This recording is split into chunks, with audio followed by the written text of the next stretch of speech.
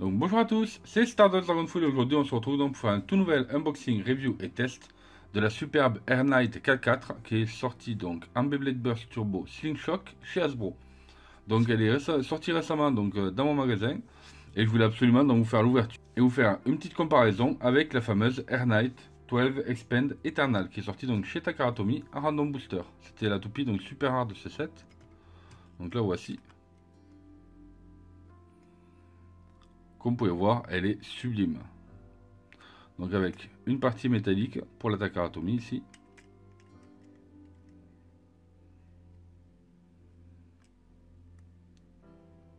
Et je la trouve juste magnifique. Par contre celle-ci, je la jouerai jamais. C'est pour ça qu'elle va rester dans la collecte.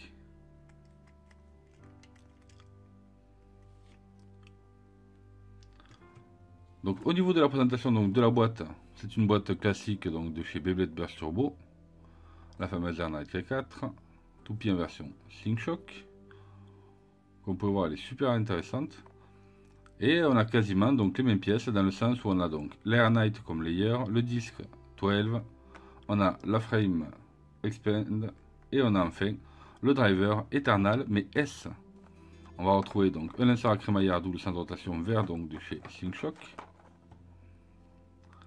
Et donc c'est bien une toupie de type endurance avec le système Slingshock ici S, elle passera donc en attaque.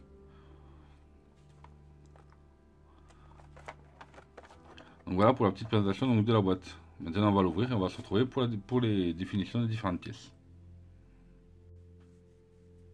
Donc voici de retour une fois la toupie déballée. Donc comme d'habitude on va retrouver donc la notice.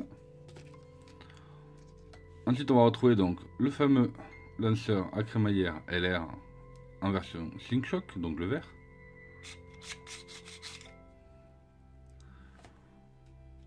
Et au niveau du layer, donc je vous présente Air Knight.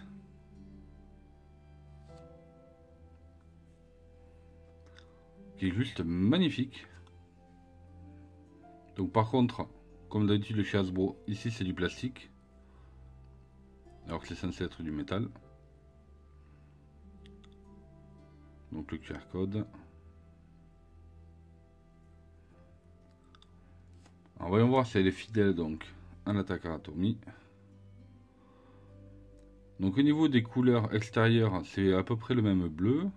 Il va manquer donc des stickers ici. Et voilà les stickers noirs là et ici le jaune. Et après l'intérieur là on voit bien ici aussi que c'est un joli bleu. Alors que là par contre c'est un bleu moyen. Donc voilà pour la petite comparaison donc des layers.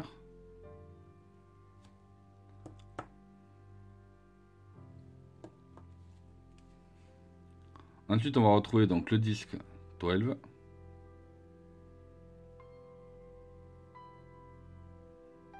Disque à 2 étoiles pour celui-ci.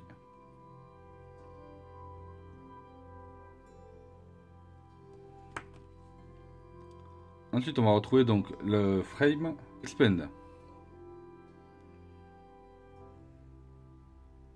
Voilà, qui est assez lisse et régulier. À part justement là ici là, les petits picots.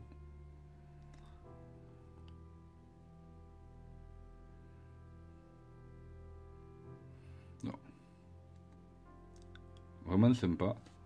Au niveau de la couleur par rapport au Takara, c'est assez similaire. Et enfin, on va retrouver donc le driver Eternal S. Donc il est d'un vert vraiment flashy. Le ressort est pas mal du tout. Donc comme vous pouvez voir, on a une pointe fine, suivi donc d'une roue en roue libre. Donc exactement comme celui de chez Takara Tomy. Mais là on peut voir une grosse différence. Ah oui, pour moi je l'avais pas remarqué. Donc ça va être au niveau des pointes. Regardez, donc le Eternal de chez Takara Tomy à la pointe beaucoup plus fine que celle-ci, vous voyez. Voilà. Voilà, comme vous pouvez voir, ici elle est beaucoup plus large que la Takara Tomy.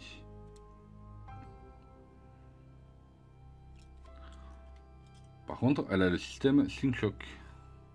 C'est-à-dire qu'ici vous allez pouvoir tirer. Voilà. Et là vous allez vous retrouver donc avec une surface beaucoup plus large qui va lui permettre donc d'être plus rapide, d'avoir un mouvement beaucoup plus ample dans le stadium. Et bien sûr il est lui aussi en roue libre. Donc il me tarde de le tester, on va voir un petit peu ce que ça donne dans les deux modes.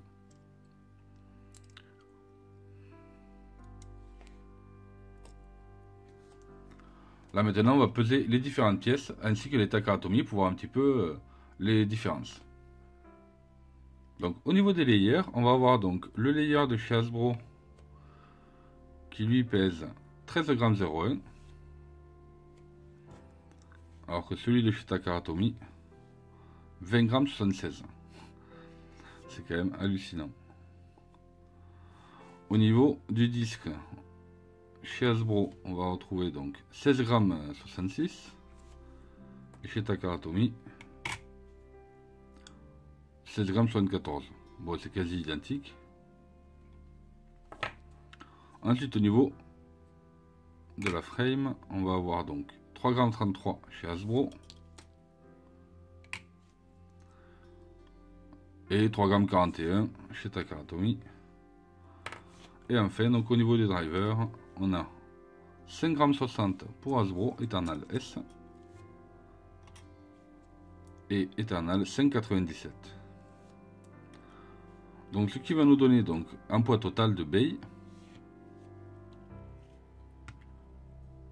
On a donc 38,60 g pour la Knight de chez Hasbro.